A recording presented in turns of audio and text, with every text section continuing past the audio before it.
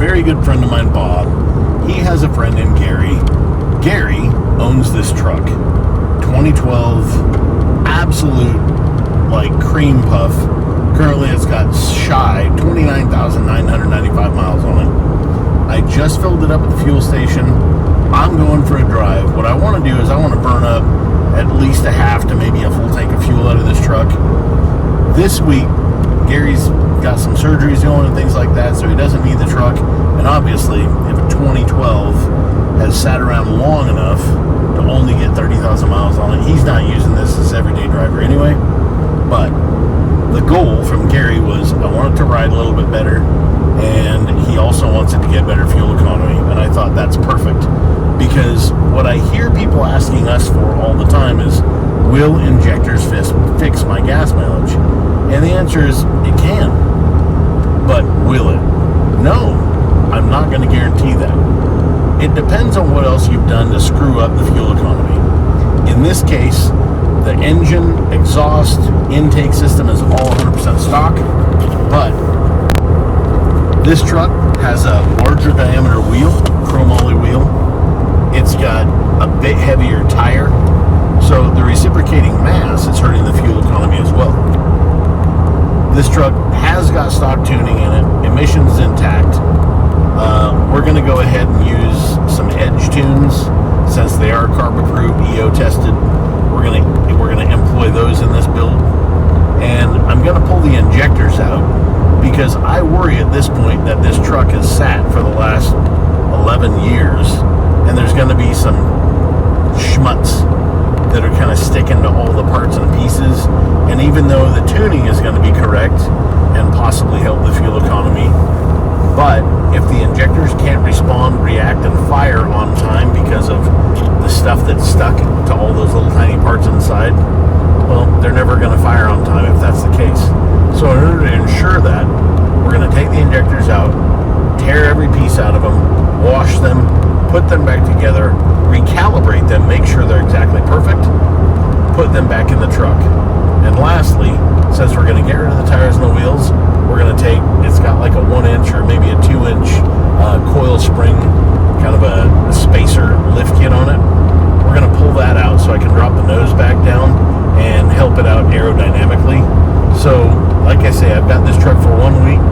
Gentleman Gary was nice enough to loan us his truck so I could do a little test. And I really think that by the end of this week, I'm hoping to see, right now, this truck's only seeing 12.1 miles per gallon. I'm going to do this via pencil. When I go to fill up the next time, I'm going to figure out how many gallons I burn and divide it by how many miles I put to burn those gallons. So I'm going to pencil out 1 tank right now and 1 tank after we do all the work. So yeah, tonight's going to be kind of a busy night of burning some miles, but it's a beautiful day, the weather's great, so maybe we'll go try and find a pizza somewhere a long ways away. I like food, pizza's always good. Anyways, thanks for following along, and I'll be back in touch with you here in the next day or two.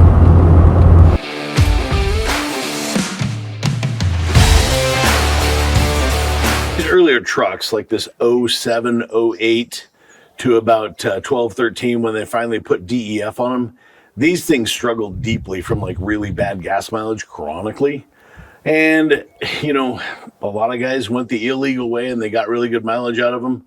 But not everybody can do that, and not everybody's going to go the illegal way. So I wanted to bring to light kind of a common sense package that worked for everybody and made everything kind of come together. So we did a combination of a few different things, and those different things were, number one, I got a 12-year-old truck that's been sitting around an awful lot in its life. It's only got 30,000 miles on it. So this PowerMax diesel particulate filter cleaner, and this also does a really good job of cleaning up the fuel system. So I went with this right out of the gate. Another thing that everybody seems to do is a leveling kit. And the leveling kit, like when you lift the nose of the truck, you're not only disturbing the same amount of air under the truck, but you've actually jacked up the windshield and you've basically created a bigger backstop. So out with that. Ride quality, those things aren't very good about ride quality either, because all they do is preload the front springs even more, and it gives it a sharper, it can be a more positive feel, but it can also be a bit harsh, and that was pretty harsh. Another thing that we did, we just got a hold of the guys at Edge, and they hooked us up with this little tuner. This thing's pretty awesome. Plugged it in, did our deal, set it on the 25 horsepower, and it is carb compliant, EO tested. So it's on level 1 right now, 25 horsepower, 75 foot-pounds of torque. We didn't dyno it, but I can guarantee you one thing. You can feel it in the gas pedal. It's a lot more fun to drive.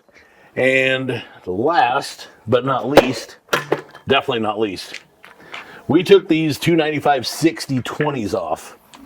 And these things are heavy. So you're dealing with rotating mass. Rotating mass is worse than fighting with just, stagnant mass.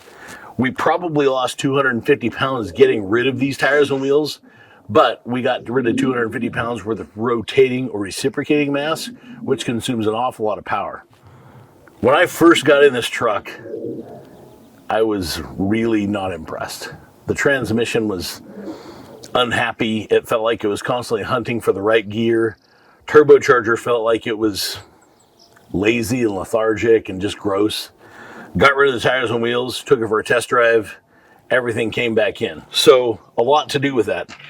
Tire height, as you can tell, factory tire size is like 3 inches shorter. So this threw the gearing out. Now, we could have overcome that by going with a deeper gear set in both the front and the rear differential axles, but that wouldn't have taken care of his complaint with ride quality.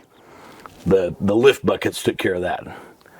When you go with a larger wheel, there's no flex from here down to here. That's all 100% rigid mass, right? So your only flex is going to be between the road and the wheel. We go with bigger wheels, we lose that flex and that give. It does make things a bit more positive to drive on the street. So if you're towing bigger loads and things, a situation like this can work out really good. But that aluminum wheel is physically lighter than this chromoly wheel. And that tire, being so much skinnier, offers way less rotational friction or just resistance. So tires, tuning, making sure the DPF and system is clean, getting rid of the buckets. What'd that gain us? A truck that's a lot more fun to drive, a truck with a happier transmission, and a total of 1.5 miles per gallon, which we actually penciled out. So that will be in the B-roll, just so you can see the before and after of all of that. And now I'm going to go give this truck back to my buddy Gary and let him drive it for the first time. His wife, I'm sure, is going to be the most happy because she did not like driving in this truck before. And with these suckers on there, I didn't blame her. It was pretty harsh. All right, Lenny Reed, I'm out.